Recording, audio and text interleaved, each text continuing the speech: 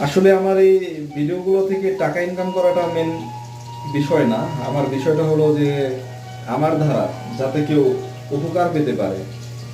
যদি কেউ নতুন কেউ বা নতুন কোনো মানুষ যদি সৌদি আরবে আসতে চান, তারা কিভাবে কি করবেন, অনেকে দ্বিধাগ্রস্ত থাকে।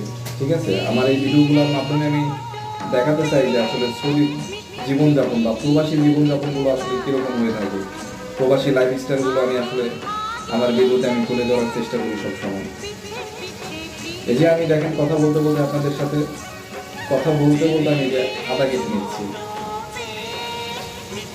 এই যে আমার আদা কাটা শেষ, এটাকে এখন আমি টুকরো টুকরো করে নেব। ঠিক আছে, এগুলো আমি শিখাচ্ছি কারণ বাংলাদেশ থেকে এসে হুট করে এসেই মনে করেন যে সবাই কি করতে পারে না, রান্না বাড়া করতে পারে না।